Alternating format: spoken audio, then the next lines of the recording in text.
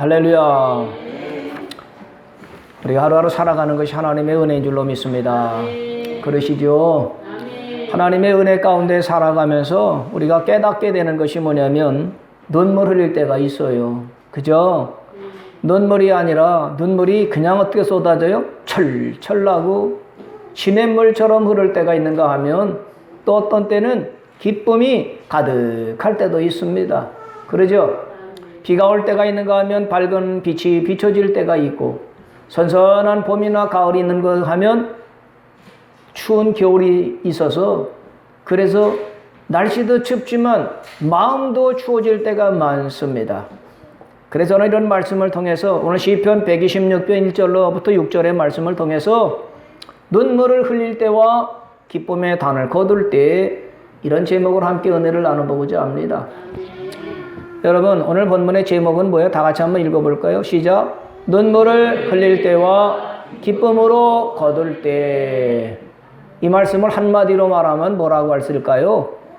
고생 끝에 낙이 온다. 그런 말씀으로 요약해 볼 수가 있습니다. 여러분 옛말에 눈물 젖은 빵을 먹어봐야 인생을 말할 수 있다 그랬어요. 제가 어릴 때 그러더라고요. 눈물 젖은 빵을 먹지 않으면 인생을 말하지 마라. 눈물 젖은 빵을 먹어봐야 인생이 뭐다 말할 수 있다는 거지요. 얼마나 가난하고 힘들었으면 눈물 젖은 빵을 먹어봐야 인생을 말할 수 있다고 하면 가난하고 힘들고 먹을 것이 떨어지는 상황 속에서 인생의 깊이를 알 수 있다 그런 말씀일 겁니다. 또 그런 말도 있지요. 젊어서 고생은 사서도 한다 그랬어요. 젊어서 고생하는 것 그거는 인생의 자양분이 돼서 나이가 들게 되면 그것이 에너지가 된다 그 말씀이죠. 여러분 젊어서 고생을요 다 하는 것이 유익해요. 그런데 나이가 들어서 아프고 가난하고 힘들고 그러면 이건 참 어려운 거예요. 실감하시지요? 복이라고 하는 건 뭐냐면 갈수록 잘 되는 거예요. 그러니까 여러분 갈수록 잘 되는 하나님이 주시는 복을 누리시기를 바랍니다. 오늘 본문의 말씀을 보면은요, 이 말씀을 왜 주셨을까? 인생을 살면서 아무리 힘들고 아무리 지치고 낙심되는 일이 많고 고난이 파도처럼 밀려올지라도 낙심하지 말아라, 포기하지 말아라, 절망하지 말아라. 이 말씀을 교훈으로 주는 말씀입니다. 그 감동적인 구절이 뭐예요? 1절의 말씀을 보면은요, 여호와께서 시온의 포로를 돌려보내실 때에 우리는 꿈꾸는 것 같았도다 그랬어요. 바벨론 70년에 포로가 있었거든요. 우리는 몇 년 동안 일제여갑이 있었어요? 36년. 그런데 이스라엘 백성들은 70년 동안 바벨론의 포로로 끌려가서 종살이하고 자유도 없이 괴로움을 당하고 눈물이 철철 나면서 가고 싶은 내 고향, 내 나라, 내 땅 가고 싶은 소망이 간절해서 눈물로 기도했었는데 드디어 하나님이 고향으로 돌아가고 내 나라로 돌아가게 되니까 그것이 얼마나 좋았던지요. 꿈꾸는 것 같았다 그랬어요. 여러분 꿈꾸는 것 같은 게 뭐예요? 이게 꿈이야? 이거 생시야? 이거 진짜야 아니야? 이런 것이라는 거죠. 여러분 얼마나 좋으면 이게 꿈이야 생시야? 여러분도 그런 걸 경험한 적 있었죠? 어떤 분이요 월세방을 살다 보니까 새방살이가 내 집 없는 서름이 어때요? 내 집 없는 서름이 얼마나 서글픈지 셋돈 낼 때는 또 얼마나 또 빨리빨리 돌아오는지 월급 받는 날은 늦었는데 더디 되는데 셋돈 내고 이자 갚는 날은 왜 그렇게 빨리 돌아오는지 그래서 집 없는 소름 가운데 눈물을 흘리다가 드디어 전세 이사를 가고요 내 집 장만해서 그래서 이사를 딱 마치고 들어간 날 잠이 오시던가요? 새방 살고 이리저리 이사 다니고 그러다가 내 집을 장만해서 잠이 안 오고 실감이 잘 안 나지 않습니까? 그런 말씀이에요. 그러니까 우리는 뭐냐? 눈물을 흘리며 씨를 뿌릴 때가 있다면 반드시 기쁨으로 그 단을 거둘 때가 있으니까 낙심하거나 실망하지 말아라. 이 말씀을 주시는 거지요. 요즘 세상 세계적인 문제도 있습니다만 특별히 우리나라는요. 뭐가 많아지고 있느냐? 자살하는 사람이 많아져요. 왜 자살하겠습니까? 소망이 안 보이는 거예요. 미래가 불투명한 겁니다. 답답한 거죠. 어두운 겁니다. 그러니까 낙심이 되니까 이렇게 살 바에야 죽는 게 낫다. 죽는 거지요. 여러분, 어디 자기만 생각해요. 내가 죽으면 가족들이 얼마나 가슴에 대못을 쳐박아서 고통당하고 아파할 가족들이 있는데, 그리고 그 죽으면 다 끝난다고요?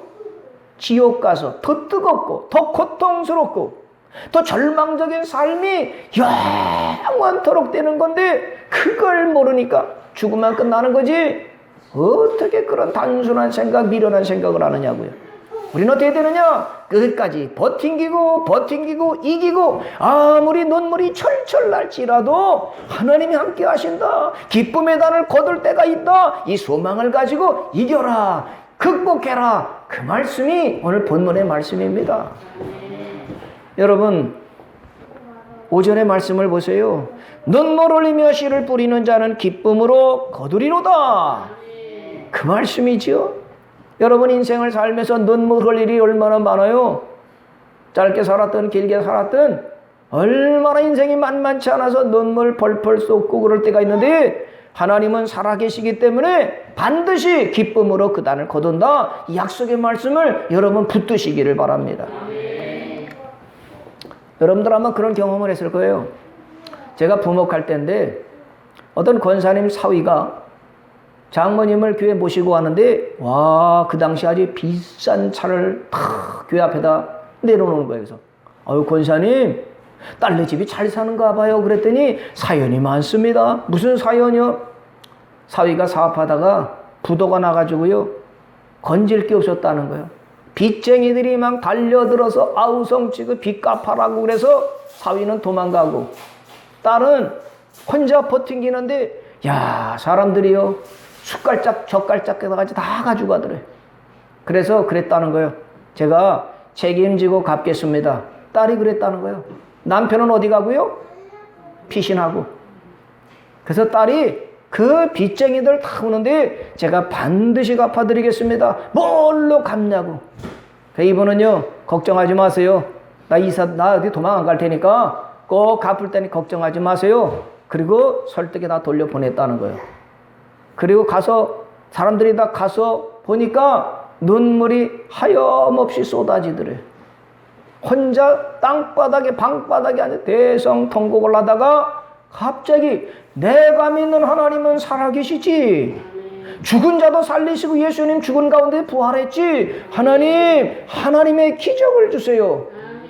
그리고요, 다 털어봤더니 정리 못했지만 다 털어봤더니 뭐 100 얼마가 있었다는가. 이거 먹으면 다 끝날 건데 그걸 하나님 앞에 통째로 다 바치면서 하나님, 내 목숨도 바칩니다. 그리고 하나님께 바치고는 기도를 했다는 거예요. 금식하면서 부르짖어 기도했다는 거예요. 이야, 그런데 나중에 하나님이 사연이 많았죠, 중간에. 그런데 하나님이요, 그 빚을 다 갚아주시고 여기저기서 오도를 해가지고 모불품 납품해라 그래가지고요, 이야, 그 집이 그렇게 부자가 됐다네. 할렐루야죠. 그래가지고 남편은 누구 때문에, 누구 기도 때문에? 아내. 남자는 좀 약한가 봐. 우리 성도들 남자는 다 강하지만 아내가 버팅기고 하나님 앞에 기도하면서 매달려서, 그래서 그 아내 덕분에 하나님의 은혜로 그 집이 역전이 돼가지고요, 그래서 그냥 장모님을 그렇게 귀하고, 장모님 이것 좀 써보세요. 야, 그렇게 됐다고 장모님이 잠깐 고백을 하시더라고. 여러분, 빚쟁이들이 몰려올 때 얼마나 눈물 나고 가슴 아파요. 그건 다 갚고서 빚을 다 청산하고, 이야, 내 집이 들어가게 되고 이제 뭔가 살게 됐다. 그때 잠이 오갔어요. 근데 여러분, 그분만 있는 게 아니라 내가 어제 저녁에 설교 준비하면서 우리 성도들 한번 다 생각해 봤다니까요. 아이고, 우리 성도들도 사연들이 만만치가 않네. 저번주에 우리가 아파트에서 개척을 했습니다. 아파트 1층에 개척을 하는데 층간소음 때문에 만만치가 않잖아요. 2층에는 절에 다니시는 할머니가 계셨는데, 그래서 하나님이 아파트 1층에 개척하라고 그러니까 이의세 권사님 그때 증인이시죠. 저랑 20년 넘게 신앙생활하는 이의세 권사님, 아파트에서 눈치 보면서 찬양하고 예배드리고, 그렇게 얼마 동안 했어요? 3년 6개월 동안 아파트에서 예배드리면서 새벽기도 우리끼리 하면서 조용히. 야, 그렇게 3년 6개월 드리면서 하나님, 우리 모두가 다 기도가 예배당을 주세요. 예배당이 없이 아파트에서 하니까 사람들이 한 분 한 분 떠나기 시작을 해요. 이건 교회가 아니라는 거야. 이건 가정에서 드리는 속회나 구역 예배지. 한 분 한 분 떠나기 시작을 하는데, 그래서 우리가 하나님 앞에 기도를 해서 눈물로, 하나님 살아계시죠? 예배당을 주세요. 예배당을 주세요. 어떤 분이, 내가 농협의 조합장인데 대출해 줄 때니까 예배당을 얻으세요. 전세라도 얻으세요. 다니는 거예요. 전세로더라. 근데 하나님이 꿈에 뭐라 하시냐면, 얘야, 내 예배당은 내가 준다. 너는 성전을 만들어. 알았습니다. 성전 어떻게 만드는 거예요? 금식하면서 회개하고 용서해. 그리고 낮에는 너 갈 데 없으니까 성경 읽어. 밤에는요, 밤에는 할 거 없지 기도해. 목사는 목자야. 목자는 밤에 자기 양떼를 지키는 거다. 그래서 밤이 12시가 되면 아파트 거실에서 하나님 앞에 식구들이 기도를 하고요. 낮에는 오라는 데도 없고 갈 데도 없으니까 성경을 읽기 시작을 했어요. 성경을 그때서야 비로소 제대로 읽기를 시작했네요. 때가 되니까 하나님이 이 예배당을 주신 거예요. 할렐루야.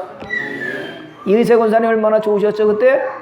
처음에 이 예배당 왔을 때는요, 시커멓고요, 밑에가 다 빠지고 귀신이 아주, 여기가 놀이터였어. 누가 다 들어오면 아이고 겁나네. 이게 집이 될까? 그렇게 다 황폐했는데 리모델링을 딱 하고 나니까 완전히 새 집이 된 거예요. 여기서 헌당 예배 드리는 날, 야, 우리는요 꿈꾸는 것 같았다. 얼마나 좋은지요. 작고 크고 인원이 몇 명 상관하지 않고 여기 들어와서 하나님이 주셨다. 예배 드릴 때는요 진짜 꿈꾸는 것 같았습니다. 할렐루야. 그런 날을 주시더라고요. 3년 6개월 동안에. 또 여러분 생각해 보세요. 우리 성도들 보니까는요, 여기 있는 김정경 전도사님은요 5살 된 아들 바울이가 백혈병이에요. 5살 된 아들이 백혈병에 걸려서 저 엄마가 병원에서 살면서 걔를 붙들고 기도하는 거야. 5살이에요. 5살. 백혈병이야. 그러니 엄마 마음이 오죽했겠어요.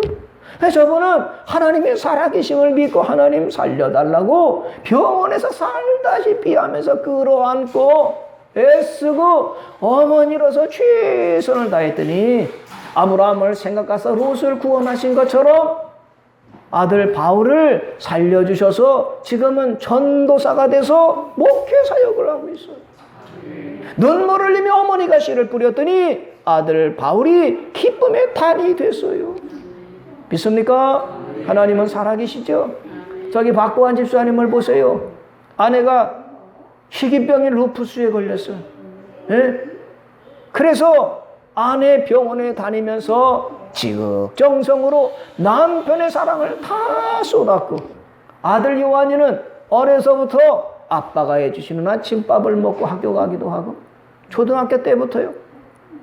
그렇게 남편을 위해서, 어머니를 위해서 요한이와 박보한 집사님이 희생하면서 눈물을 흘리고, 그러다가 박보한 집사님은 또 사고가 나가지고 병원에 입원하기도 하고. 그런데 그 아내가요 죽기를 몇 번씩 했는지도 몰라. 제가 본 것도 2번이고, 그 전에 전정희 전도사가 병원에 입원했는데 의사가 오늘 밤 못 넘깁니다. 그러니까 보니까 진짜 오늘 밤 못 넘길 것 같아서 사진도 찍어놓고 그러셨다는 거죠.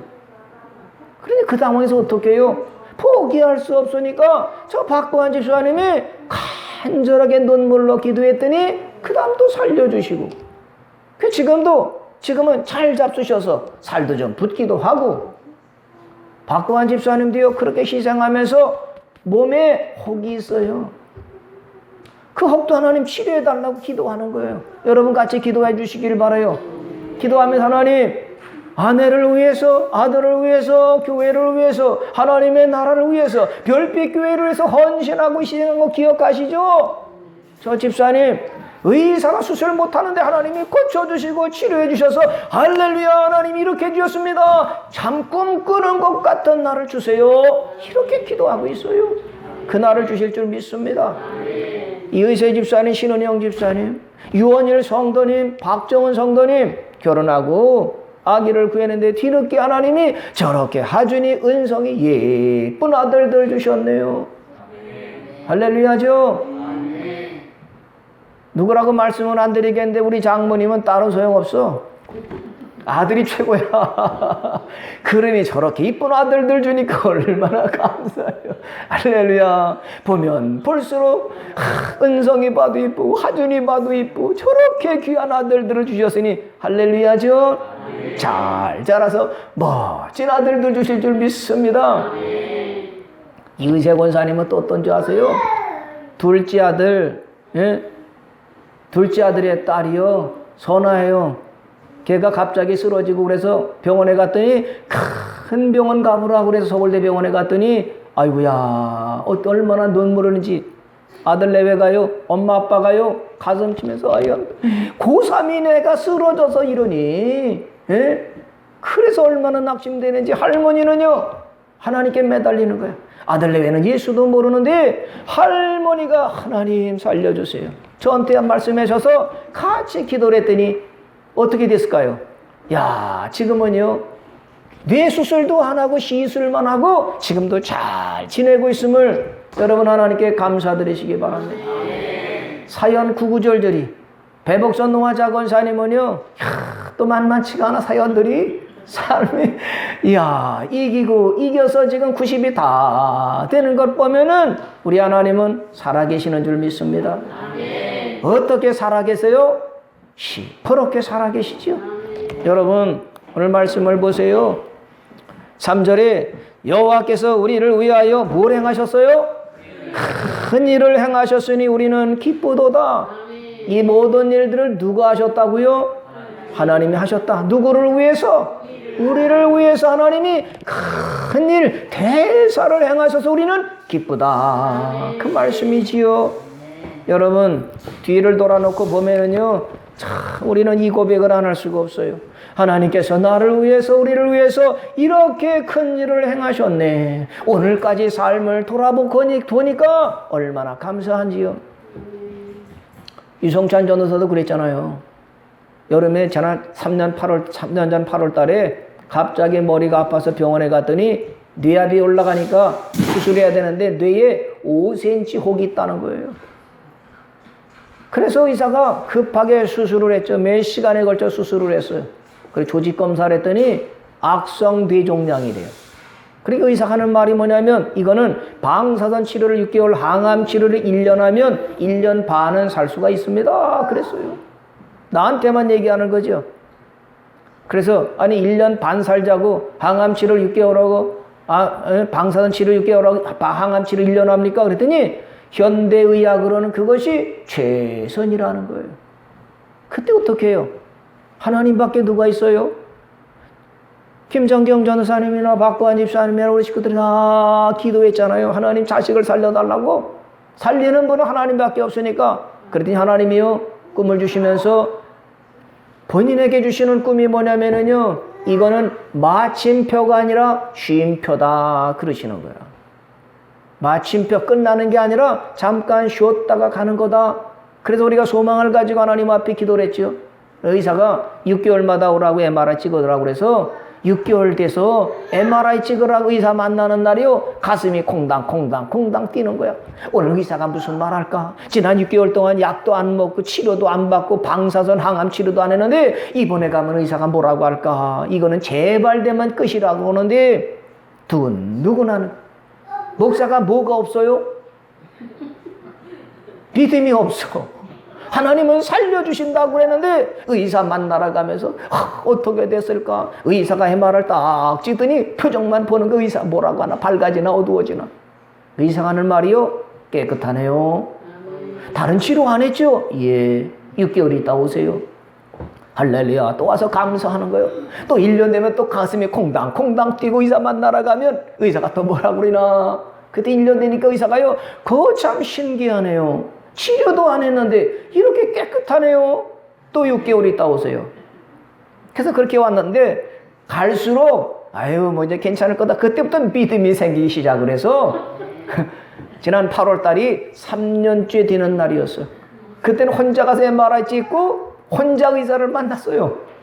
그전엔 부모가 다 같이 의사 선생님 어땠습니까? 깨끗합니다. 아이고 할렐루야 하나님이 하셨어요. 그 의사가 뭐란 줄 아세요? 목회자 된다고 그랬죠? 신기하네요. 하나님이 이렇게 하시네요. 의사가 전도하는 기회가 됐다고 믿어집니다.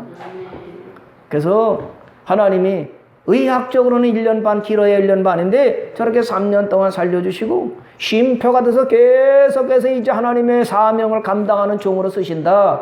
그래서 우리는요, 할렐루야, 우리는 할 말이 없어. 죽었던 자식, 죽었던 나를 살려주신 하나님 앞에 뭐 할 말 있어요? 시키면 아멘, 알았습니다. 이런 체험들이 여러분에게 다 있으시지요? 누가 하시는 겁니까? 우리 하나님이. 하나님은 살아계셔서 다 하시는 거예요. 유원일 성도님도 기계 만지다가 잠깐 허리 펴는데 돌아가고 자동차가 큰일 날 뻔했고 여러분 지난 주일날 이의세 집사님이요 예배 끝나는데 안 가시고 밖에 있다가 갑자기 유성찬 전사님 차 본네트 좀 열어봅시다.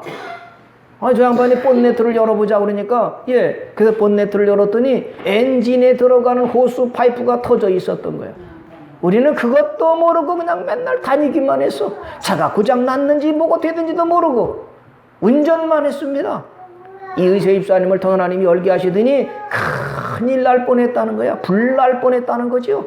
아이고야 그때 하나님이 하셨구나. 하나님 감사합니다. 내가 건강관리를 잘하고 내가 뭘 잘해서가 우리가 안전하게 살아가는 게 아니라 하나님이 은혜를 내려서 우리가 사는구나를 깨닫습니다.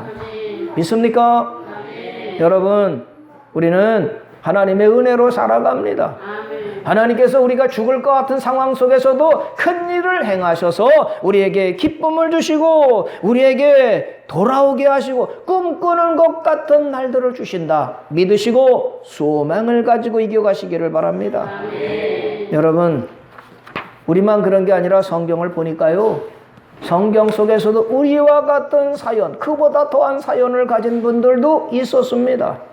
눈물을 흘리며 통곡하며 하나님 앞에 매달렸다가 살아나고 영광을 하나님 앞에 돌린 분들이 많습니다. 생각나는 분이 누굴까요? 여러분 누가 생각나십니까? 저는 요셉이 생각나요. 요셉이요 형들에게 미움을 받았어요. 10명의 형들이 미워해가지고 동생을 팔아먹었어요. 팔려갈 때 처음에는 웅덩이에 던져졌죠.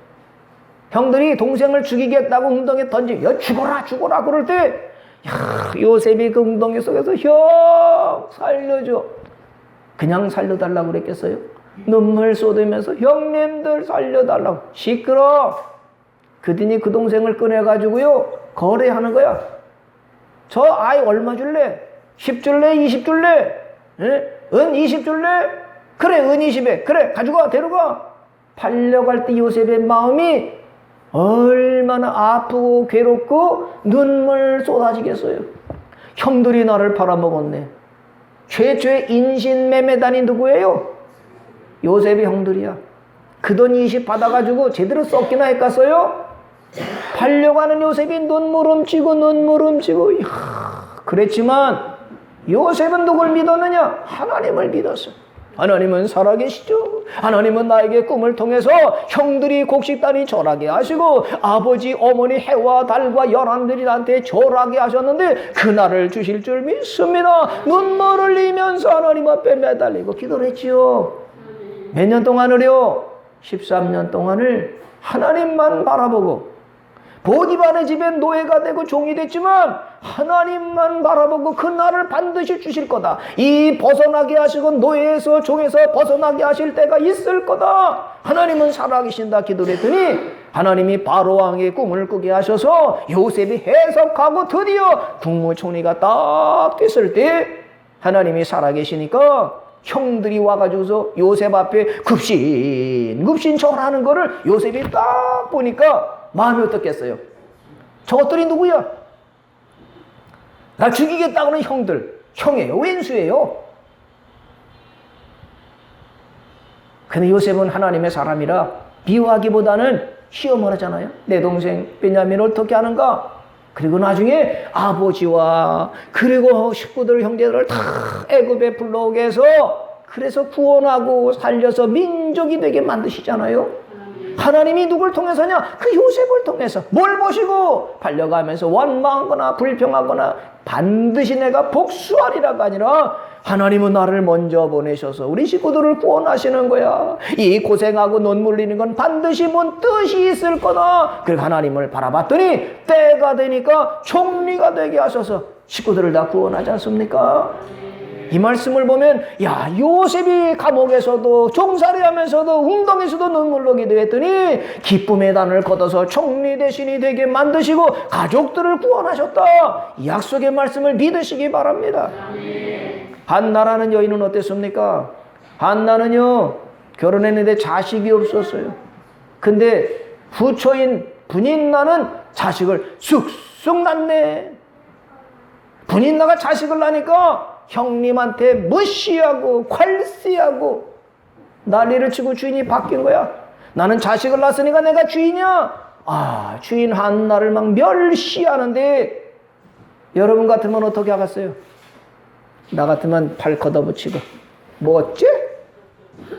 이게 싸울 텐데 한나는 기도의 사람이라 하나님이 살아계시는 걸 믿으니라 싸우지를 않았어요. 왜? 하나님은 싸우는 것을 싫어하십니다. 믿습니까?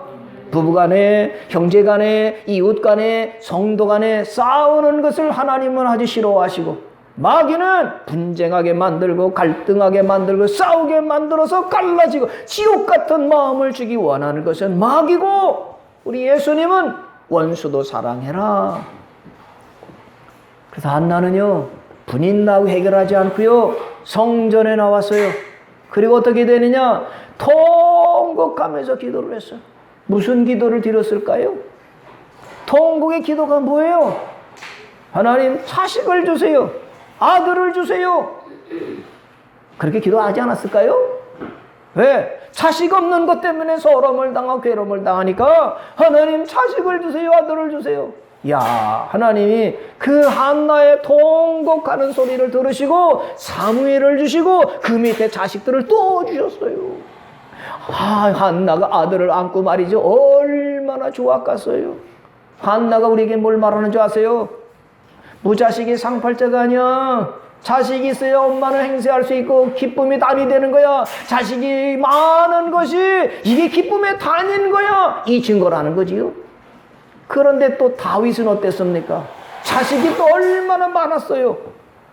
자식들끼리요 죽이고 죽고 싸움이 벌어지고 갈라서고 이런 난리 버거지가 난 것을 다윗이 눈으로 보는 거예요.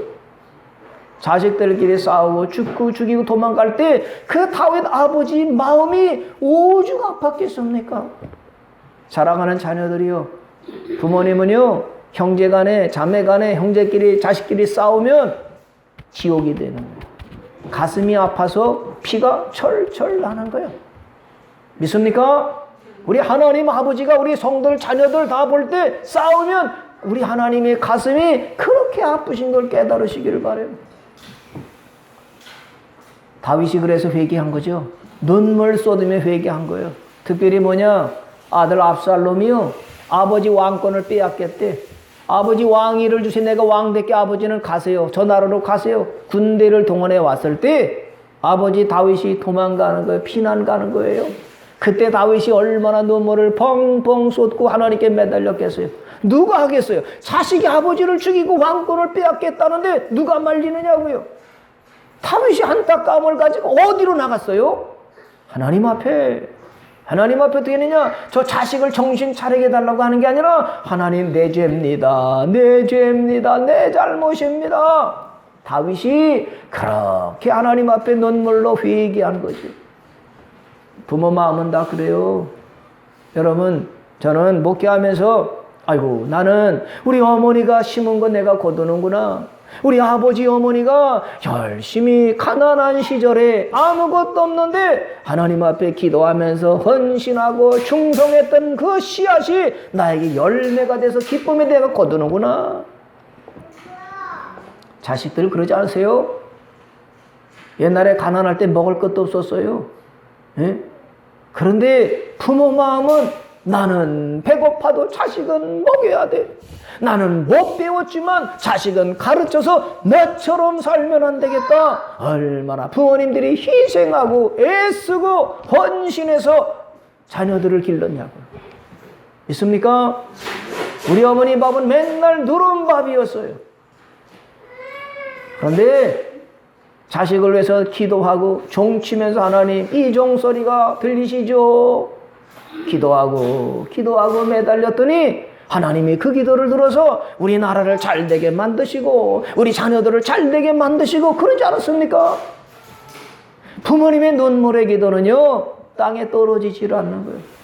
자식이 속썩이면 이놈의 자식 왜 속썩이느냐가 아니라 다윗처럼 하나님 내 죄입니다. 내가 잘못했습니다. 회개했더니 하나님이 다윗의 기도를 들으셔서 다윗의 왕권은 영원해서 마태복음 1장 1절에 아브라함과 다윗의 자손 예수 그리스도의 계보라 다윗이 들어갔어요. 인간의 인생의 문제가 될 때, 인간관계 문제가 될 때 인간하고 해보려고 싸우는 게 아니라 하나님 앞에 가지고 나간 것이 한나요. 한나는 자식 없는 것 때문에 눈물을 흘렸고 다윗은 자식이 많은 것 때문에 눈물을 흘렸어. 자식이 있는 게 좋아요? 없는 게 좋아요?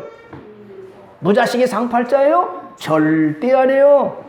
자식은 뭐냐? 여호와의 주신 기업이다. 자식이 많은 것은요 기업이고 하나님이 주신 복이라고 믿으시기를 바라요. 근데 지금 세상은 어때요?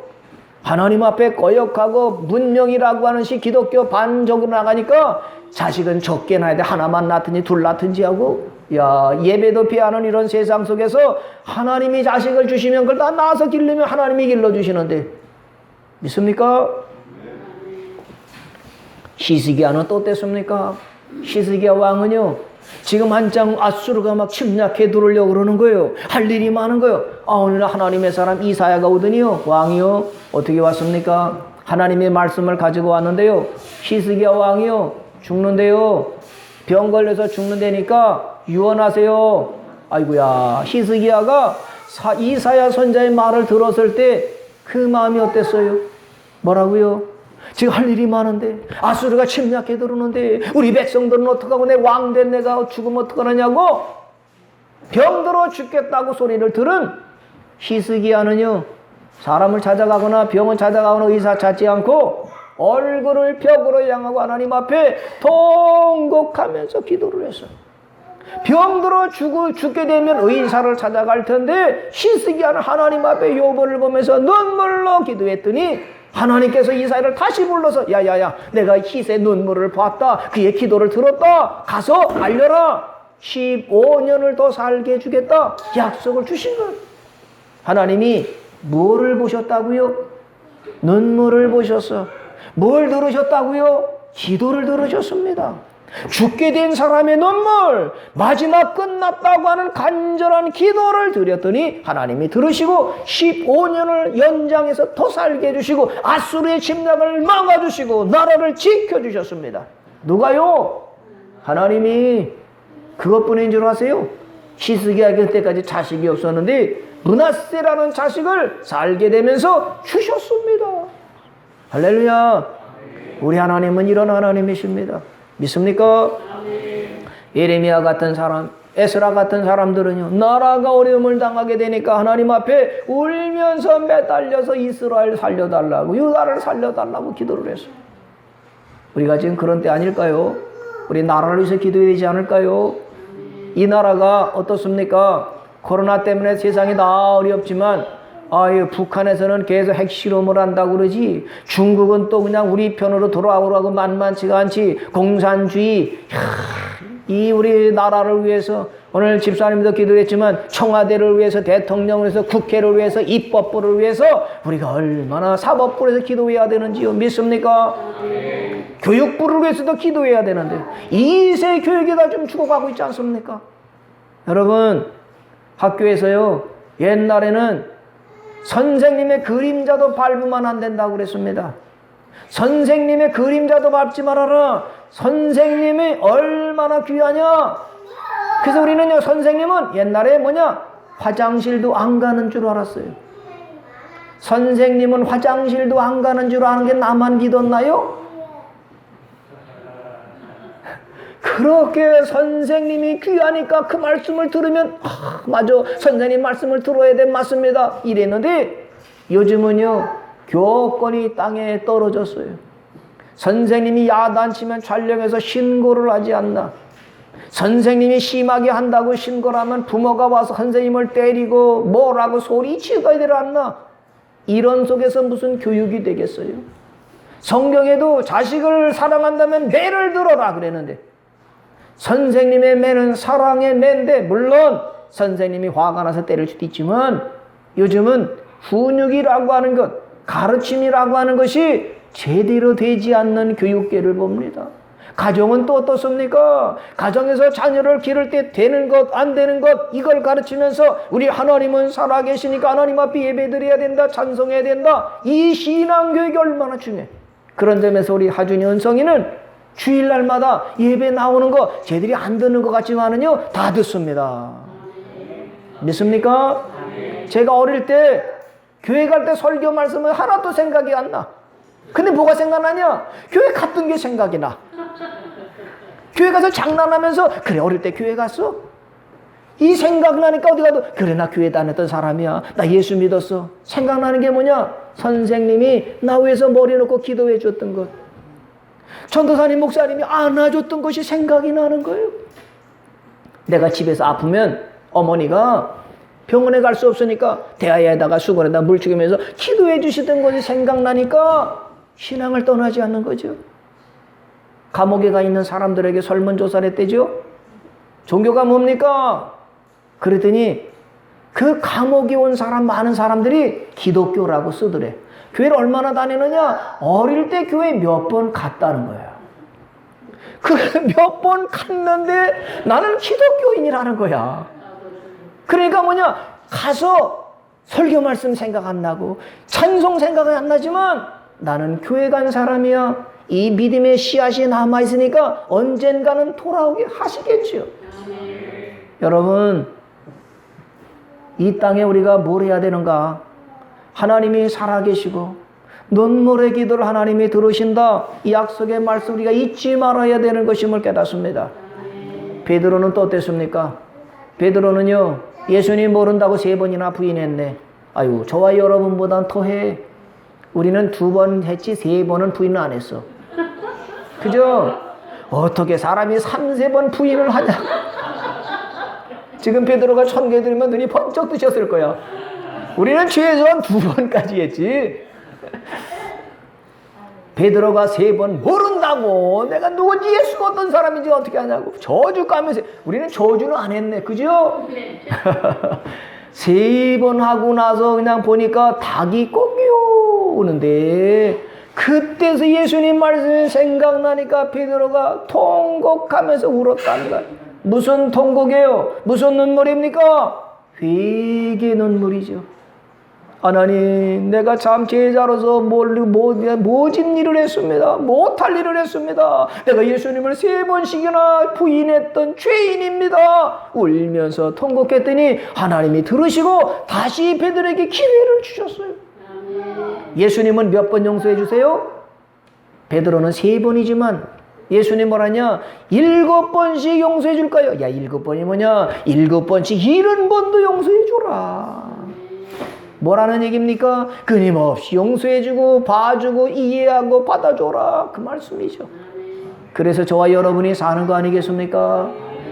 예수님이 나 같았으면 얼마나 화를 내고 끝장냈을 텐데, 우리 예수님은요, 끝없이 봐주고 용서해주시고 이해해주시고 감싸주시고 덮어주시는 게 뭐냐? 속죄. 뭘 덮어주셨어요? 우리 죄, 우리 허물, 우리의 잘못, 나중심적인 것 덮어주시고 가려주셔서 다 사해주시고, 죽을 수밖에 없는 저희들을 살려주시고 지옥 갈 수밖에 없는 우리를 천국 가게 만들어주신 은혜가 이게 얼마나 크신 은혜인 줄 믿으시기 바랍니다.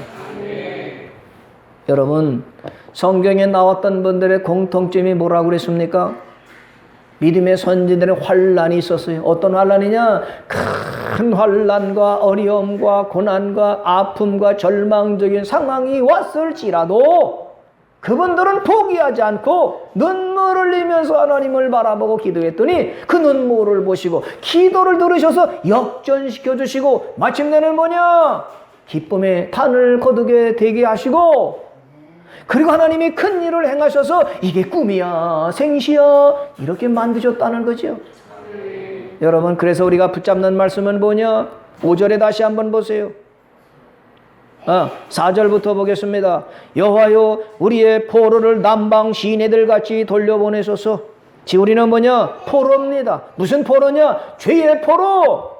사단 마귀 귀신이 우리를 계속 노예로 종으로 삼으려고 하는 이 포로에서 우리를 돌려보내시는데, 그것이 마치 뭐냐? 남방 시내들이라고 말하네요. 남방 시내. 이건 뭐냐? 남쪽에 있는 네게부 사막을 말씀하는 거죠. 지리상으로 볼 때는 네게부 사막이 남쪽에 있었는데, 이 네게부 사막에는 뭐가 있느냐? 개울이 있어요. 근데 이 개울이 뭐냐? 사막이라 비가 오지 않으면 개울이 아니라 그냥 흔적만 있고 물이 말라 있는 그냥 그런. 근데 거기에 비가 오면은요, 그 내에 물이 쫙 강물처럼 흘러가는, 이거를 지리학에서 뭐냐? 지리에서는 와디라고 그래. 비가 오지 않으면 그냥 길 같아요. 근데 비가 오면은 거기가 물이 철철 넘치는 시내가 되는 것, 이거예요. 하나님의 은혜가 내리면 어떻게 되느냐? 내 마음이 메마르고 강팍하고 힘든데 하나님의 은혜가 내리게 되면 시냇물처럼 살아나게 된다, 이 말씀을 해주시는 거죠. 그러니까 우리는 뭐냐? 지금 아무리 힘들고 어려 사막같이 됐을지라도 하나님이 비를 내리시면, 하나님이 큰 일을 행하시면 우리는 시냇물로 바뀌어질 수 있다, 이 믿음을 가지라. 그래서 우리는 지금 뭐하냐? 눈물 흘리며 씨를 뿌려라. 그러면 기쁨의 단을 거둔다 말씀했던 거죠. 6절의 말씀을 다 같이 한번 읽어보겠습니다. 시작. 울며 씨를 뿌리러 나가는 자는 반드시 기쁨으로 그 곡식단을 가지고 돌아오리로다. 아멘. 이 말씀을 붙잡으시기를 바라요. 눈물을 흘리면서 씨를 뿌리러 나가면 반드시 기필코 그 곡식단을 가지고 돌아오는데, 무슨 곡식단입니까? 기쁨. 할렐루야. 여러분 속에 기쁨이 있으세요, 없으세요? 할렐루야. 누가 주시는 기쁨이지요? 하나님. 그 기쁨 중에 가장 큰 기쁨, 꿈꾸는 것 같은, 이게 생시야 진짜야. 입에는 말이죠 웃음이 막 나고 입에서는 찬송이 나올 그 가장 귀한 때가 언제일까요? 이 땅에 우리가 끝났어요. 이 땅이 육신이 장막에 무너지고요, 이제 빠이빠이 하고 떠나는데, 그래서 이 땅에 떠나서 천국 갔는데 예수님이 나를 딱 보더니, 야, 너 왔구나. 저 아세요? 그럼 내가 너 살아가는 거 다 봤어. 주일날 예배 드리고 코로나 시대에 어려울 때 눈물을 흘리며 기도를 했지. 자식으로 해서 기도하고 주님의 몸 대신 교회를 세우려고 애쓰고 희생하고 헌신했지. 그거 내가 다 봤다. 아, 보셨어요? 그럼 다 봤지. 그러면서 우리를 안아주시면서 수고했다, 애썼다, 가자, 천국으로 가자. 천국 문을 딱 열어주시면서 천국에 들어갈 때, 이야, 이게 얼마나 좋은지 꿈꾸는 것 같고요, 내 입에는 이 웃음이 가득하고요, 내 입에는 찬양이 넘치게 되는 가장 복되고 귀한 시간이 언제일까? 천국에 들어가는 날인 줄로 믿습니다. 그날은 반드시 옵니다. 어떻게 하느냐? 우리가 반드시 다 죽지 않아요? 다 죽는데, 죽고 난 다음에 예수 믿는 사람, 어렵고 힘든 가운데 믿음을 지켜간 사람은 예수님이 열어주시는 천국에 들어갈 때, 야, 꿈꾸는 것 같아. 이렇게 좋은가? 그날이 반드시 있다고 믿으시기 바라요. 그래서 오늘 힘들고 어려워도 눈물을 흘리면서라도 믿음을 가지고 예배드리고 찬송하는 겁니다. 코로나가 쉽게 끝날지가 않을 것 같지요. 점점 예배드리는 것이 힘들어질 수 있습니다. 백신을 안 맞으면 제지를 가할 수도 있습니다. 여러분, 우리는 하나님이 원하시는 대로 가야 돼요. 그래야 예수님을 만나고 하나님을 만나게 되고 천국 갈 때, 야, 내가 믿음 지키기를 잘했구나. 사람들이 놀러 가자 그리고 사람들이 뭐 하자고 할 때 아니야 나는 교회 가서 예배 드리고 하나님을 믿을 거야. 난 하나님밖에 없어. 주 예수보다 귀한 것이 없다고 믿으면 그날이 예수님을 만나는 그날에 이의재 권사 어서 와라. 수고했다 안아주시오. 이원일 성도 어서 와라. 배복선 노화장은 소리 어서 와라. 박구환 집사님, 김정경 전사님, 이의재 집사님, 신은영 집사님 가자. 그날을 생각해 보세요. 얼마나 좋아요. 하늘 땅만큼 좋은 거예요. 믿습니까? 그날을 바라보시면서 오늘을 이기고 승리하고 믿음으로 버팅기고 승리하시는 저와 여러분 되시기를 주님의 이름으로 축원합니다.